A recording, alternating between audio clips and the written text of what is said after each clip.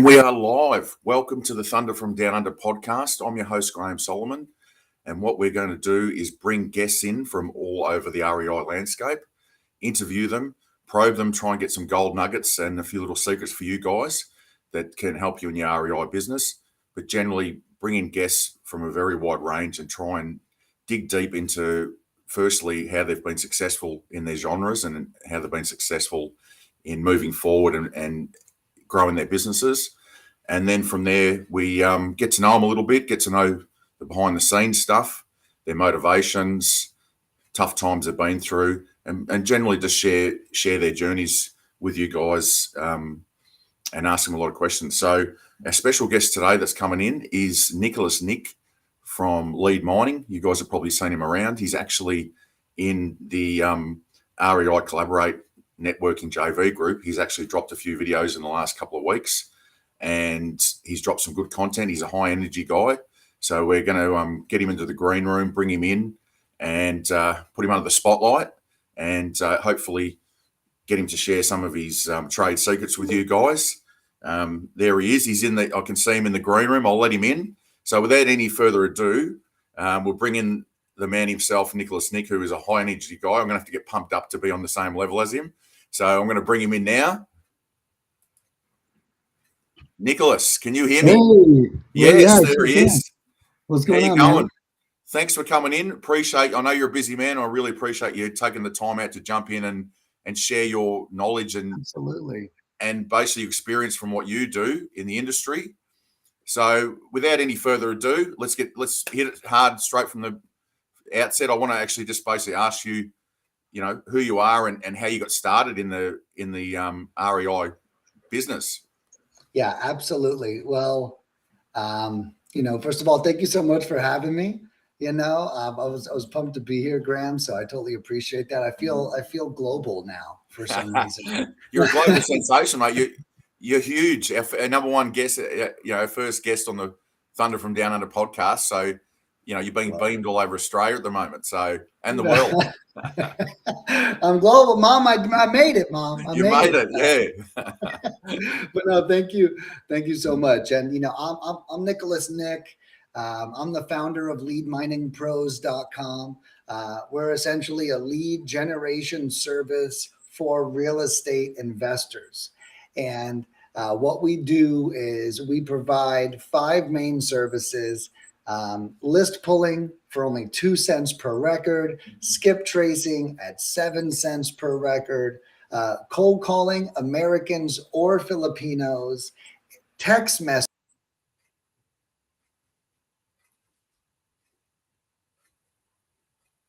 Amazing services. And so we've been very blessed over the years. We're 4 years in, and I couldn't be more thankful for the results. Now, that covers the intro. Now, how did I get started in real estate? I think that was the second part to your question.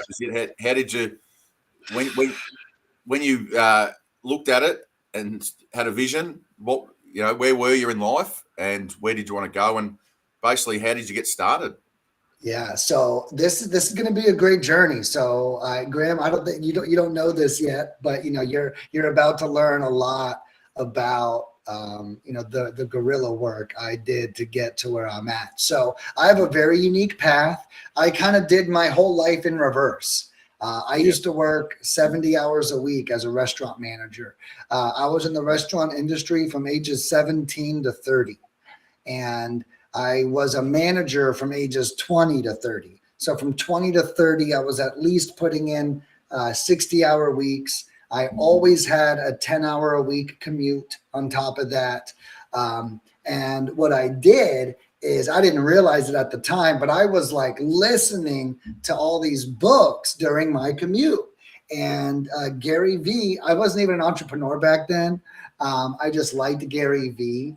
And back then, and this was a long time ago, entrepreneurship wasn't the common thing that it is today, And so I'm listening to Gary Vee's teaching me so much, but I don't even know what I'm learning because I really don't know what he's saying, right?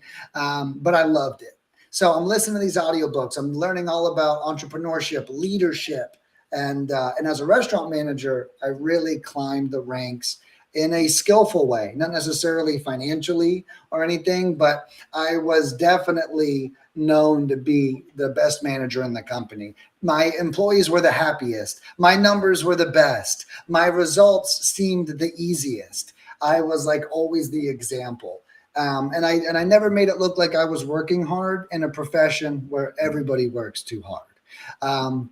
So that's where I started. So my foundation was overworking, underpaid. I just made a post yesterday, and in my 20s, one job paid me $28,000 a year, and I was working over 70 hours a week at that job, and that was salary. So there wasn't like overtime. It wasn't like bonuses. None of that. It was, what is that? It's $700 a week less. I think it's like $650 a week or something.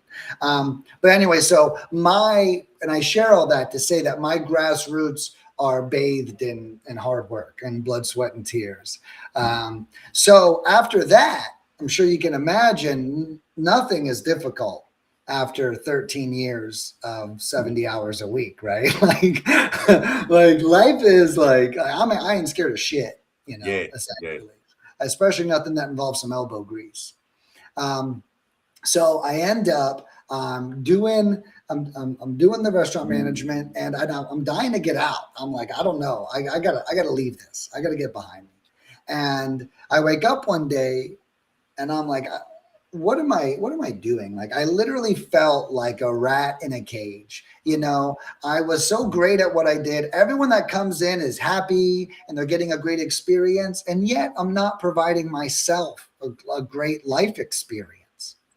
So I woke up to this in my 30s, terrified I would wake up in my 40s the same way, 10 years later, like lost and behind. So right away, I decided I was going to quit. Now, I gave myself till the end of the year to quit. Unfortunately, I think I quit like 30 days later.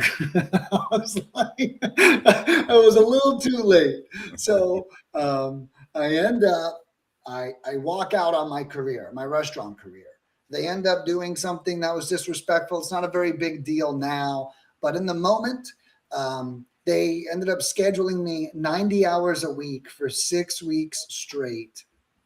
And I protested. I said, guys, I'm not going to do that. That's crazy. I've been here for 4 years. I'm not going to work like this anymore. I refuse to work like this anymore.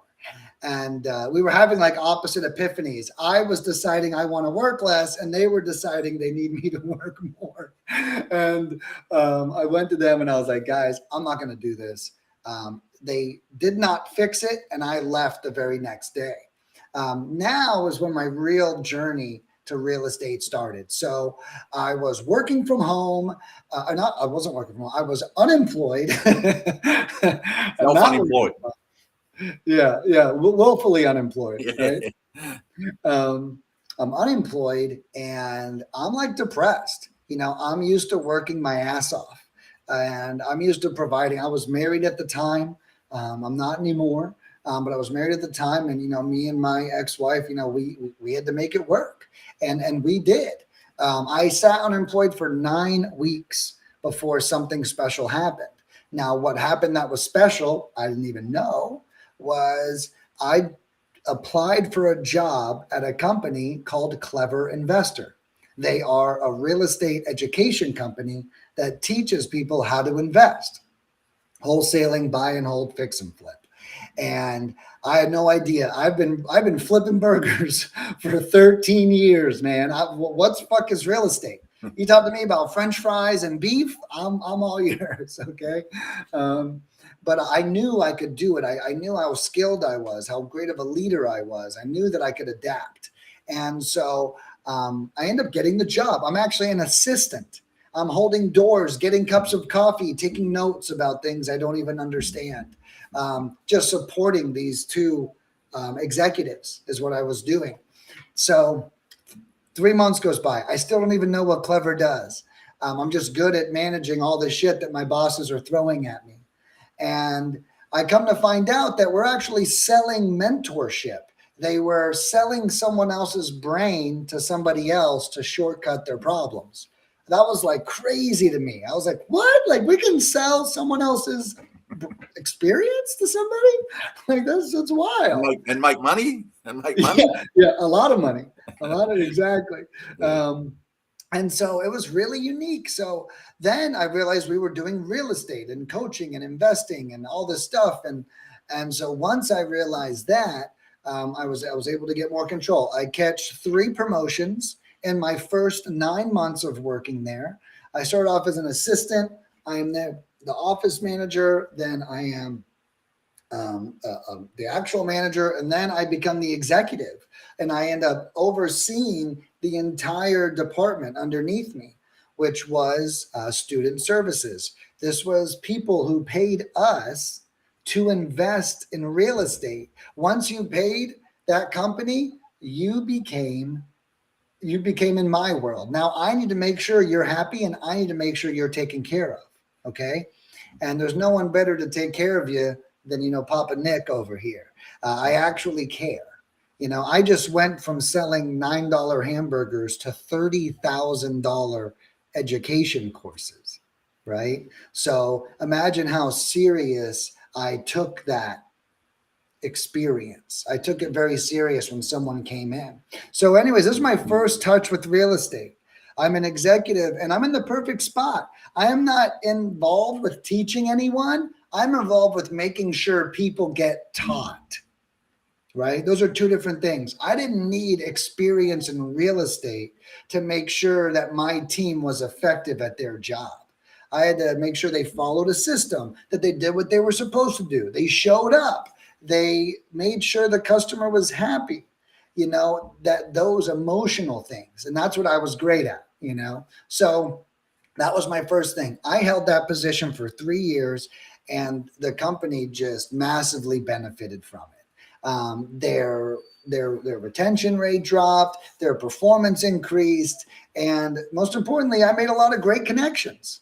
So now I'm in that career, and things start to realize my time's running out. Okay. It's probably the best way to word it. That it was actually a stepping stone. Did you realize that you had that feeling it was a stepping stone to something bigger, or yeah, started running out with the company? Well, so I ended up turning it into a stepping stone, right? Yeah. At the time, I still did not want to be an entrepreneur. Yeah. I've been an employee for like 15 years at this time, and I'm a damn good employee. And I, at this time, still wasn't even ready to be an entrepreneur, but the facts were the facts, right? And the facts were, when I was a cook, I wanted to be a restaurant manager. When I was a restaurant manager, I wanted to be an area director. When I was an area director, I wanted to be an executive. Now I'm an executive, and it's still not working. So it became a stepping stone by default. So that's actually a great question. I kept accomplishing my goals, except it wasn't solving my fucking problems. You had a deeper drive. You had something inside of you still burning. Right. Yeah, exactly. Yeah. I couldn't let myself be held back. Not that anyone at Clever was holding me back, but bosses and leadership and politics, there's a lot of shit going on there. And so I didn't realize at the time, but I was, like you said, understanding that, wow, this is a stepping stone, and I ended up, one of the things I did at Clever is we threw a live event that taught people how to pursue leads. In the beginning, we used direct mail. It was very expensive for people who attended. And then a lot of people started complaining about the expense, and who do they complain to? Me, right? I'm the guy. I'm the executive to make sure that they're happy. And so then I took those complaints and I figured out that cold calling was free, right? Keep in mind, I'm still used to flipping burgers. I know how to save money and run great systems, and we're complaining about this huge expense of direct mail, the USPS mail, right? You can't get out of paying them to mail something. So if you want to do postcards, you're paying 45 cents per postcard, period. Cold calling, this little guy right here, it's free. So we called all these students in. We taught them how to pull a list, skip trace it, cold call it. And I probably threw like 15 of these events. I ended up working closely with Dean Graziosi, and I threw some of these events for him. I actually taught him how to throw these events. Actually, I'll just cut in there. That's how I got started all the way from Australia, was Dean Graziosi. How's that? What? Yep. Wow. Dean Graziosi. I didn't actually end up doing any of his stuff, but I come across him and Tony Robbins with this particular group that they were doing, KBB. Yeah. And then I stumbled over one of his videos of this thing called wholesaling. I'm like, what is this? So I just, I know what you're saying. Like he was pretty. He's a big deal. Industry back then, wasn't he? Like really bring it out in the mainstream. He was huge. Huge, and, And I was so lucky to be there. And, and thanks to my relationship with Clever, they introduced me to Dean. And I'm literally out of the restaurant industry for 1 year at this point, and I'm working with Dean Graziosi. Wow. Right. And I was like, so guys, like whoever's watching this, I saw someone say that the military service was their stepping stone. Just keep in mind that what we're experiencing, it's a part of catapulting us.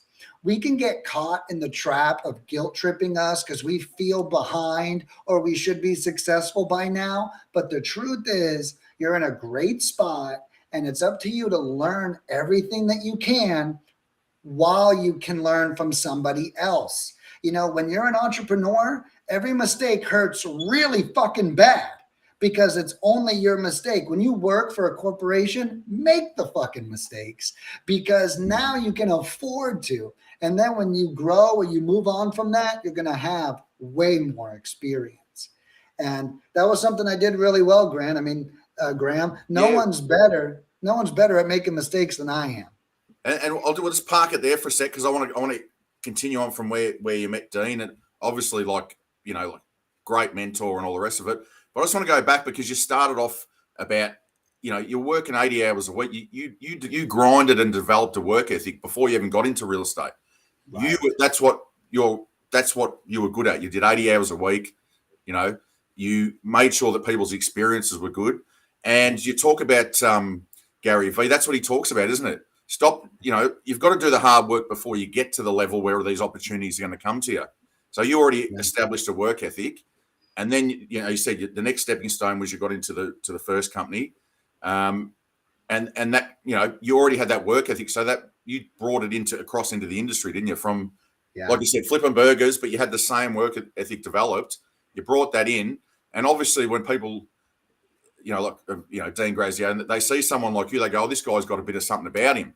So then you start rubbing shoulders with people, and they take you under their wing. So there's some key points there. Like a friend of mine's right into Gary Vee, and Gary Vee's basically says that you got to earn your stripes. You got to get out there for 2 years and grind and do the hard work. You can't expect it to come from day one. So without even probing, you've already dropped a couple of big nuggets there because they're key points. You know what I mean? That's the reality of any business: is get out there and work hard and develop your work ethic, develop your skills. So so you've met, you're with Dean Graziosi. Did you understand how sort of big he was in the industry and all that at the time? At the time, this was a huge deal, right? So this was a relationship between him and Clever, and I could tell that Clever was like, we got to do this right. This is a huge deal. Like Dean's business was doing $100 million a year in sales at the time, and he had like 4 employees.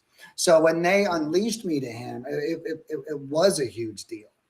And I felt honored, but also because I didn't really know who these people were too much, I wasn't that nervous. I'm like, I know what to do. Like I wasn't starstruck at the time, if that makes sense, because I haven't been in that industry my whole life. If I had, I'd probably be more nervous and stuff. But you're exactly right about, developing, the work ethic. One thing that I used to say was, if you are not the best employee, you are not ready to be a good entrepreneur. Yeah. And it's like a lot of people think they can be this really shitty employee and then wake up one day and be the greatest CEO in the world. Okay. I got bad news for you. Yeah. It's not going to happen. So if Yeah. anyone's out there slacking, or if anyone's out there not doing everything they're supposed to be doing, you got to fix that shit before you level up. And that was the kind of stuff that I did. You know, Graham, over the years, you don't think that when something knocks over that I don't want to pick it up, you know? Something falls over, you know, in the restaurant industry, this is kind of gross, but it's true. In the restaurant industry, people do poop on the floor. It happens. It happens. You know, you spend 13 years running restaurants. I've encountered poop on the floor probably 5 times, you know, and when those things happen, I never gave that task away. You know, I always took care of it myself. You know, I figured I was the highest paid person in the building. I figured if anyone's paid to take care of this, it's me. And I could have just as easily grabbed the lowest paid person in the building and said, hey, go pick that up, you know. But so you lead by example. You lead your team by example. So you're saying, we're going into battle, follow me, and they'll follow you because they know that you're going to do the hard yards with them. And you're not going to run. You're going to be head first. Right. So that's your style of management, isn't it? Is of leadership is, I'm not going to ask you to do anything that I won't do. Exactly. So let's all do it, and let's do it together and do it well. So yeah, that's your particular style, and not everyone's like that, but you know, like I'm similar. I can hear you loud and clear. So you know, that's great for someone coming behind you to see you out there cleaning the poop up off the floor. That's pretty. You know, that's like, well, this guy gets down and he's part of. You know, he's the leader, but he's part of the team. He's not scared. Yeah, he's not scared to get his hands dirty. So you get to there. You like you said, you're sort of climbing the ladder, but you're still sort of, like you said, you're not. There's something still burning inside. So once you actually were, that was your big sort of, you know, you're going to try and work with Dean Graziosi. The company's saying this is important. Where did it go from there? And how did you get into your own gig from there? Well, basically, you know, I could start sensing, you know, time was running out at Clever. And so what happened was I had requested to work from home. I realized that some of my relationships with my employees at Clever were great. My relationships with some of the other executives, those are the ones that, you know, I had problems with, you know, and so that was difficult. You know, I want everyone to like me. I want everyone to, you know, be there with me. But, you know, a lot of people didn't. And you know what? Maybe I asked for it. You know, so I get it. So I decided, I said, hey, look, you know what? The office politics thing, it's not working out for me. Okay. I said, why don't you send me home? You can cut my pay, and then I'll get my whole job done working from home. Okay. So they actually said, they'll think about it. And the next day I get a call before I'm supposed to be at the office. And they said, Nick, great news.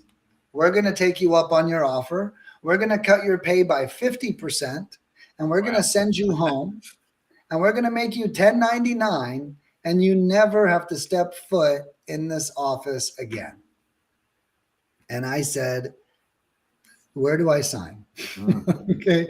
So I go into work, I signed the paperwork, and I never stepped foot in the office again. And I continued working from home. Now I have all this free time.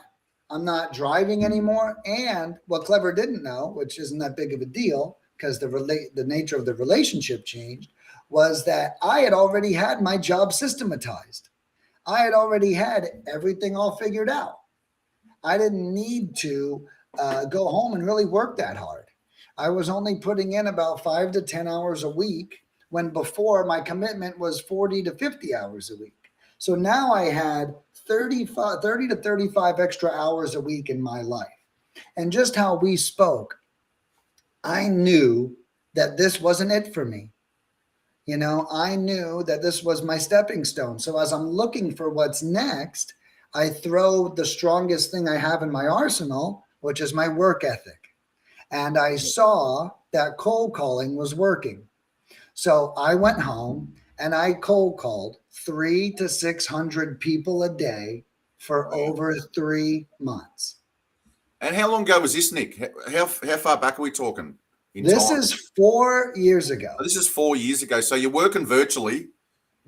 Before anyone even knew what virtual work was. Like the whole world knows it now. But so you're ahead of your time. You're working virtually. You're living the dream. You're at home. You're going, I'm in my pajamas. I'm doing this. Yeah. This is cool. So you set that up.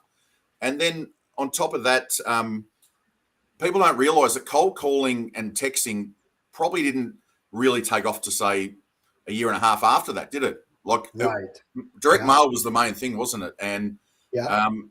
like I know I've only been doing this, for 2 years, and cold calling and texting sort of blew up then. It was sort of in that Right. 6-month period before. So you've not only you've started this virtual lifestyle that no one's really heard of yet, living the dream, like what is it? REI nomad. You're working from home, and then all of a sudden so this is sort of cutting edge, because a lot of people listening would just think, oh, well, cold calling is normal, texting is normal. This was back. Right. This is sort of, I mean, like everyone's always cold call, but direct mail was the main thing in the business at that time, wasn't it? No.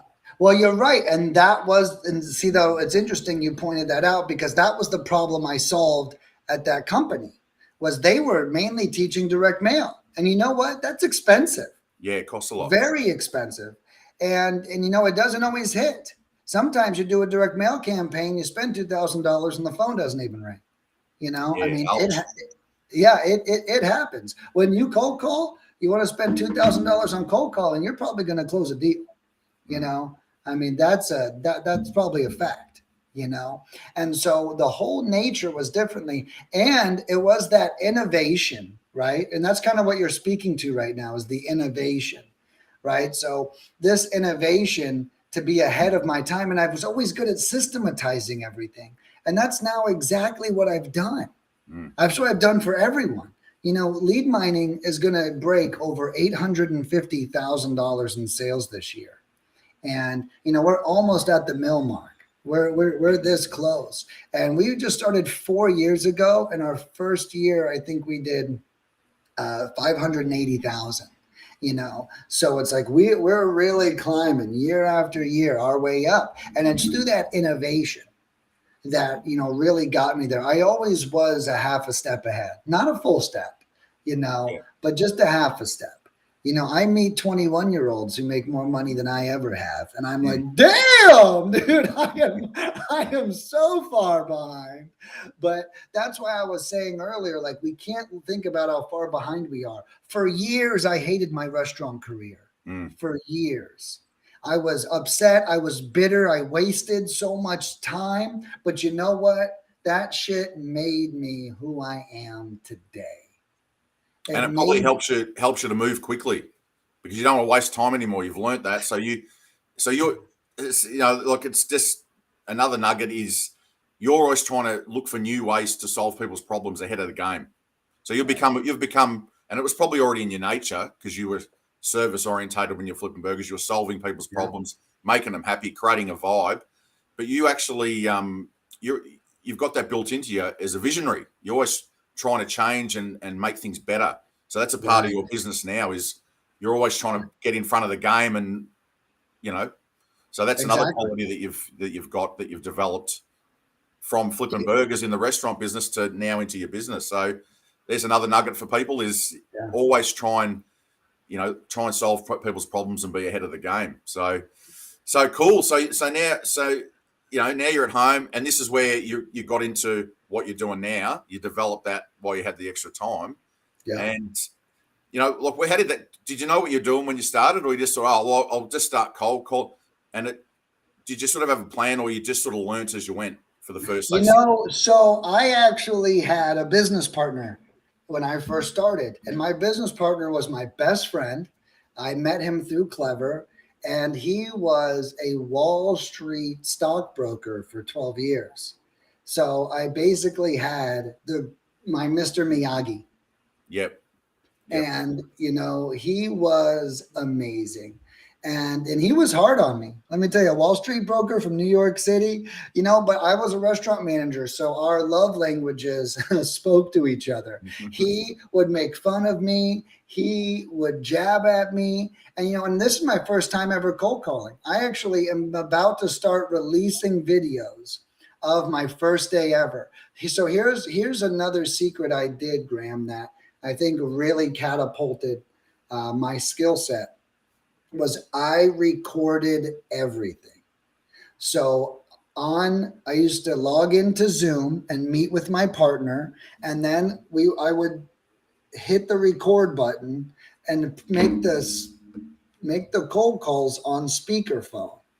So then I would look back at the end of the day, everything was recorded, everything. So then I took these recordings at the end of every day. This is a true story. I recorded 6 hours of cold calling all day long. And then I watched the entire video back and I edited out the clips of each individual cold call and I made a video out of it. To this day, I have over 145 clips of my first 22 days of cold calling. Wow. And it was, I'll tell you, it's hard watching yourself do something you suck at. So not only was my partner being hard on me, but I'm watching it later, re-embarrassed, re-insulted, re-upset. And I'm just like, oh my God, but it caused me to level up even faster and shorten that learning curve. Yeah. And I think that that's a part of that work ethic, right? It's like, I just dove into literally mastering cold calling. And it really made a huge difference. So my luck, my boost was given to me by my Mr. Miyagi. His name was Chris. And to this day, like, I'm so thankful I had him. He made me better day by day. And most importantly, knowing I had a partner to wake up to and work with really pushed me through a lot of bullshit that I think a lot of entrepreneurs deal with. You know, if it was just me, I'm not gonna lie, guys, I probably would have quit a long time ago. But knowing that I could wake up with someone and, hey, Chris is going to be on Zoom today. I can't wait. We're going to laugh. We're going to cry. You know, it's going to be a blast. We're going to be together. You know, I think that was a huge part of keeping me in the game and keeping me successful.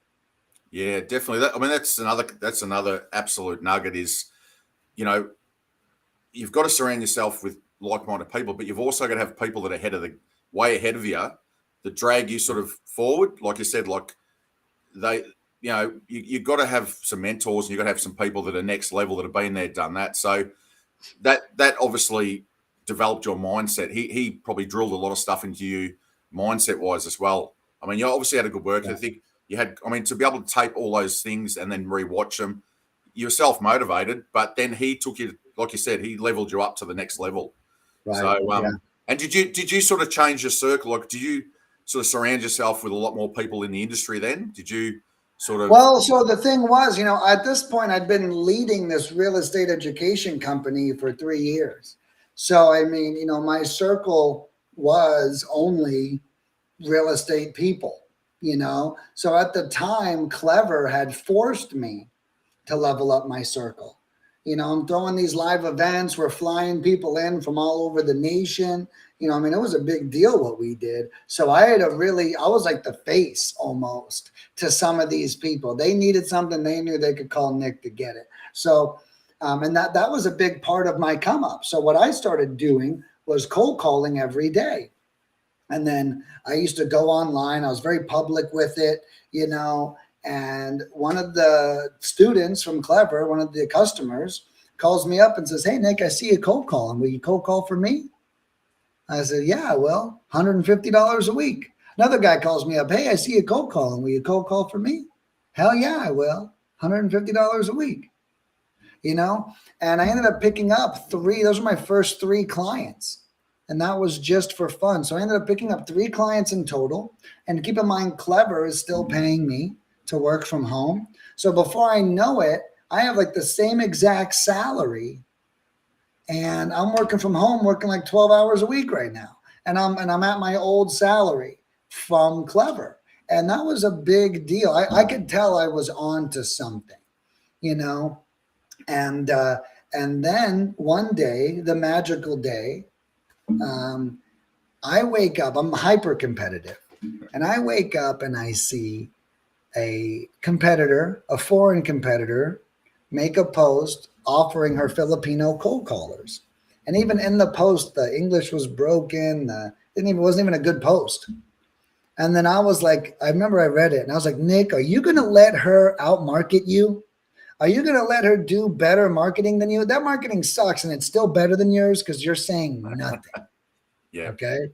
And I made a post. I couldn't even tell you what it said today. I know it started with, hey, everyone, I don't normally do this, but I just wanted to share with you something I'm creating. Now, back then, we were only Americans. Now you can choose Americans or Filipinos.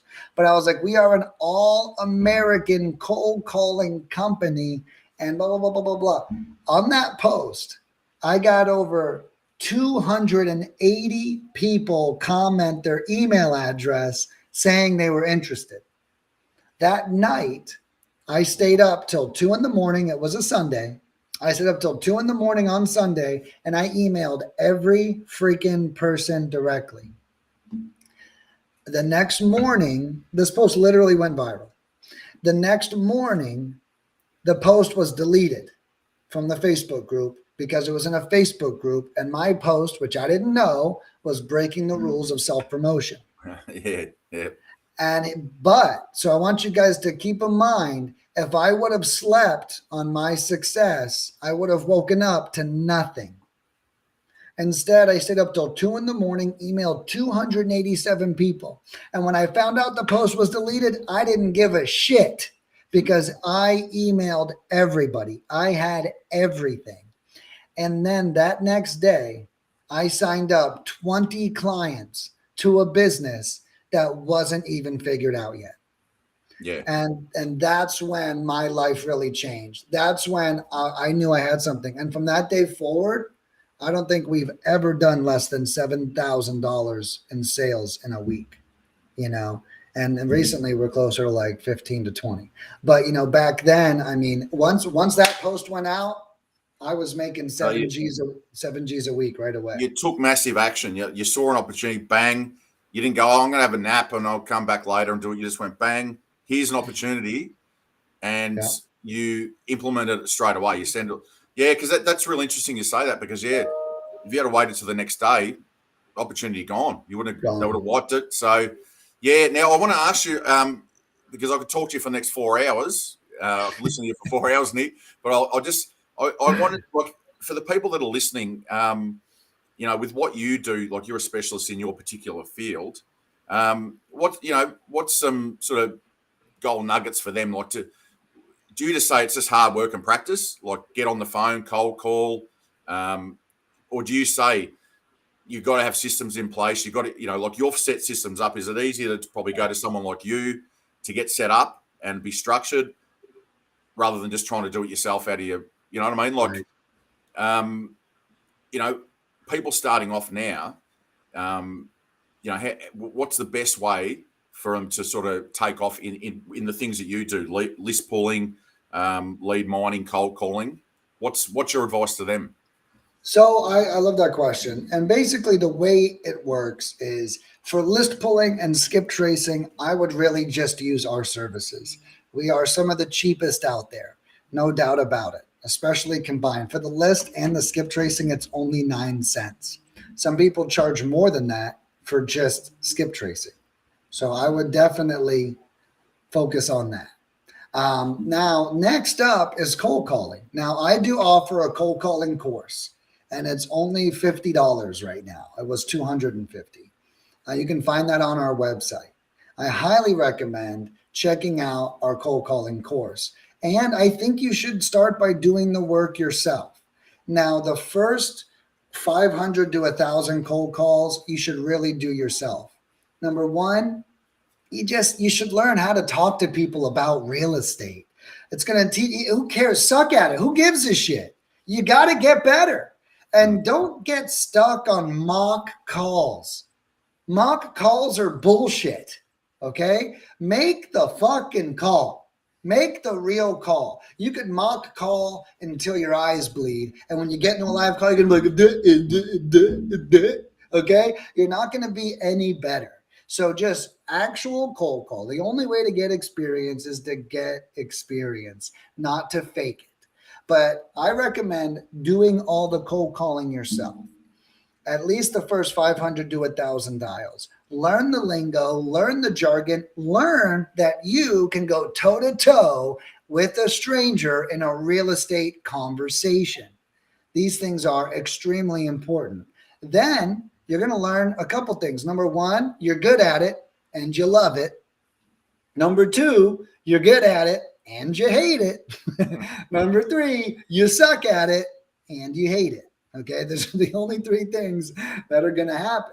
Now, if you're good at it and you love it, keep doing it. Make millions of dollars. Do it as much as you can till you don't want to do it anymore. Then you find somebody like me. If you find out that you don't like it, that's where I can come in too. Like my service is no contracts, no commitments, no hidden fees. And I literally don't think that you could do what I do for cheaper, even if you did it on your own. You know, our price includes a dialer, a trained employee. We develop them. We do everything. And our average cold caller has been with us for over 2.5 years. So you literally get like firepower right away. You don't have to like ramp up or deal with someone who sucks and make them better like you would normally have to. But so I recommend doing the legwork yourself, right? Of course, the guy with the work ethic is going to say that.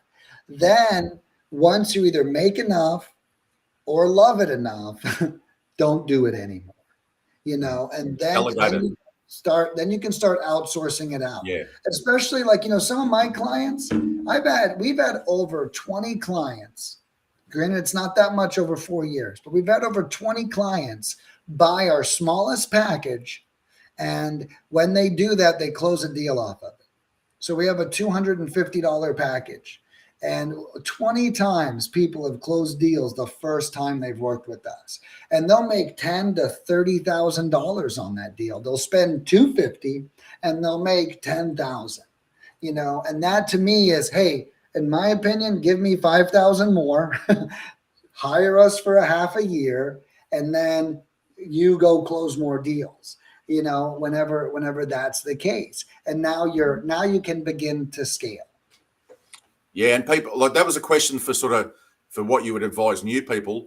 Now, people that have been in the business a while that have been through all that, they would just go, I totally agree. The only way I can scale is stop doing all those things and step back and get other people and outsource it. So that's probably the next step is, you know, for people that are actually already established, they're looking for people like you that are reliable, that do a good service, because they want to actually spend less time doing that and develop their business. So, you know, that sort of covers, you know, all aspects from beginners to intermediate to experienced. Just quickly, the last thing, while I've still got you, we'll do a couple of minutes. You've talked about a lot of mindset. You've talked to a lot of people you've listened to. And do you still constantly work on your mindset? Do you still listen to stuff all the time?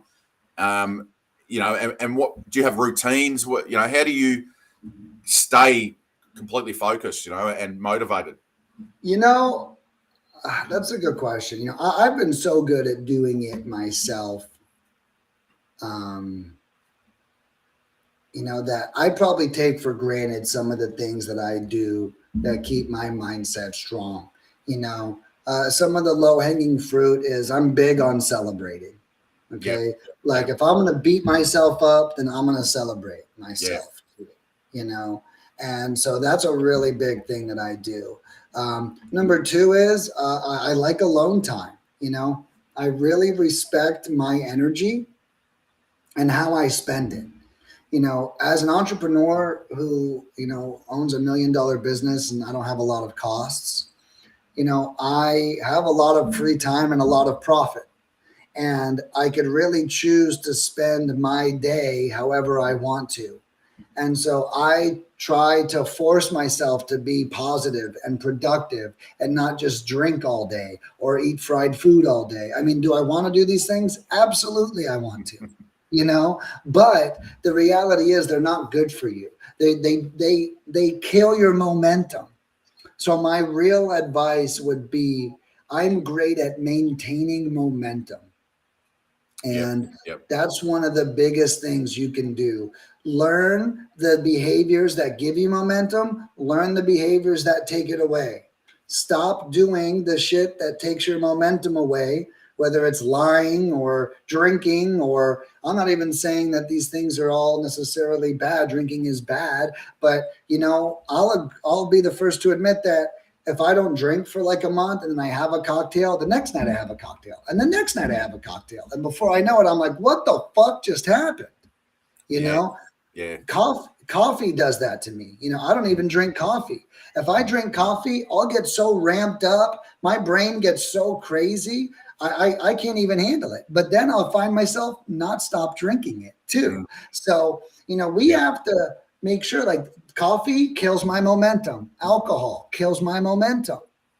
Okay. These things kill it. So I need to make sure if I even use them, that I'm doing something else that improves my momentum, like going for a run or a bike ride or working out or audiobooks.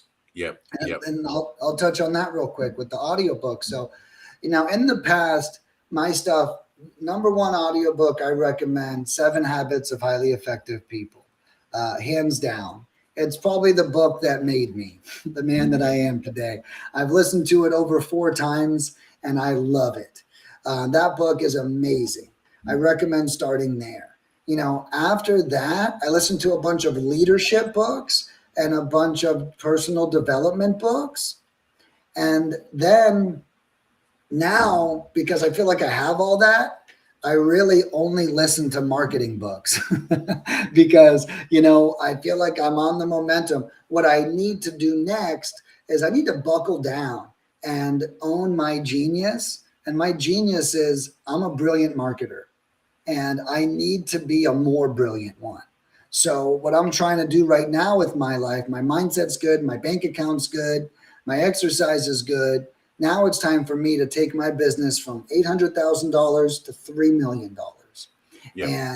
And I own that. I'm the guy. I'm not going to hire someone else to run my Facebook ads. I'm not going to hire someone else to write my email copy. I'm too good at it. And it's too expensive to hire someone else anyways.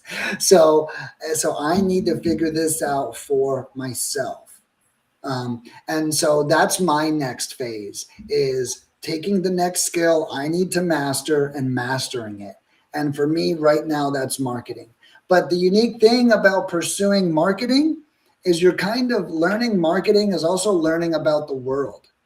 Everything is marketing. Every ad we see is selling us. And what learning marketing does is it's kind of also focusing on personal development at the same time, because you're learning how other people are developed by your message. Actually, a Dean Graziosi quote, you'll remember this one probably. If you're not selling, you're being sold to. Life is just in relationships, everything. If you're not projecting, you know, yourself, you're being projected on. So that's because he's a marketing genius, isn't he? That's his strength. You know, he's a marketing genius. Yeah, and you know, you're exactly right. You know, and you know what? And I love being a customer. You know, that being said, like Facebook and their ads, I love Facebook ads. I buy so much shit off Facebook ads. And a lot of people complain about it, but you know, I love it. And, you know, and it's like, I love selling. I love being sold.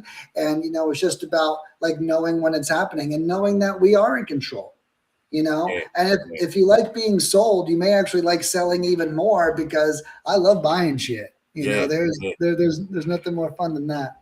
I just want to, I'm just going to ask you now, we're just going to wrap up. I'm just going to ask you about, you know, how people contact you and all that. But just before that, there's one thing that really sticks out to me. And this is because I'm an international with an accent. One of the things that I found early days was I did me cold calling. I was terrible at it. And I cut my teeth doing my own calling. Then I actually put someone across, and, you know, it was the Filipino cold caller. And they'd been trained, you know, in a little pod. And she was very good. But what I noticed is, you know, especially back then, this is 2 years ago, is it was a very negative to be hit with someone with an accent who cold called you, then to be passed on to the next guy that's got an Australian. People started to go scam. Like, I was getting, are you a scam? Like, why? You know, and what you offer is you offer US callers as well, which is a real niche because the same accents. You know what I mean? It's like, you know, and like you said, a lot of the Filipino callers have got really good accents and have really learned, you know, you couldn't pick it. But culturally, your US callers know the culture. It's taken me 2 years to fully get around all the American culture, being in groups, being immersed with people from the US. So that's a very important thing. If you've got people that know cultural things, like even if they're in a certain state, they know who the football teams are in the state. They know the baseball teams. They know they can make conversation. So I think it's a key point with your business where you've got not just, the Filipino callers, but you've got the US callers. So where were you 12 months ago, Nick? Where were you? I needed you. You'd be surprised how many people say that. I just got off a call this morning, and the guy was like, "This is exactly what we've been looking for. I can't believe I just found you." And that's the beauty of what I've created. And the even more unique, Graham, that I didn't realize was I'm really the only one out there of my kind. You might find a big service like Lead Sherpa, but that's like $500 a month. And that's before you even send a text message. You might find a virtual assistant company, but you have to hire that person, train them, and do all this other stuff. And, with us, we're only real estate. And that's all we do. And if you look around, there's not one other company that even provides Americans. And I didn't plan that. That's a part of that innovation. Even the innovation was so strong, I'm still ahead 4 years in. There's still no one out there close because I'm so far ahead. And that's something Gary Vee taught me, which is if your competitors are always looking at you, they're always going to be behind you because they're going to be doing what you've already done. And I'm not even looking at my competitors. I'm always looking ahead. I'm looking at my customers. I'm looking at my clients. What can I do better for them? What can I create to serve them? Not what's everyone else doing out there. So I've actually just sort of had on the bottom of the screen your number. I'm not sure whether I got the I might have missed out the www dot on your. No, you did good. You did good. So this is the thing. You actually say that. I mean, you've dropped some videos in my Facebook group, a bit of content, and you actually say, "Hey, my number's on my website. Ring me." So you're pretty approachable for someone that's established like you are. So what's the best way people just to reach out to you? Go to the website first, or I like people going to the website only so they could call me with more questions, if that makes sense. Yep. So my advice is check out the website LeadMiningPros.com. The phone number on there does ring my cell phone. So feel free to reach out if you need anything. I am totally here for you. And even if you don't want to hire us and you just have some questions about cold calling, how to start next, or anything in general, not only am I an entrepreneur and a successful one, but I'm in the real estate space. I can help you with the broad spectrum of things. And I'm a firm believer in providing value first. And so if you guys want to call and just shoot the shit, I'm here for that too. Even if you plan on buying in a month or you're not ready yet, that's fine. Let's start our relationship. So I encourage everyone, just reach out and give us a call. And with that, what we'll do is once we jump off, I'll whack some stuff in the comments. And as we go, look, people can all that information be in the comments. And awesome. I encourage people to reach out because once again, if you're looking to scale, you need to, automate and delegate. And if you can find someone that really specializes in a field, bang, there's Nick. And I encourage people to. I'm probably going to be the first one in the chat grabbing stuff and ringing him. Like I said, where was he 12 months ago? But look, I can talk for we've probably gone way over because I was going to try and keep it shorter. But there's so many things I haven't asked you. But I mean that. What you've just shared with us for people, that are listening to this, it's valuable information. Rewatch it, dig down into, sort of the steps. And, Nick didn't just wake up one morning and end up here. It's taken a transition, and he's told you how he got there, his mindset and everything. So go back and watch it. But I really appreciate. Firstly, I appreciate you dropping the videos in the group for the last couple of weeks, little short nuggets, and I really appreciate it. I know the people in the group appreciate it. And secondly, for coming on because.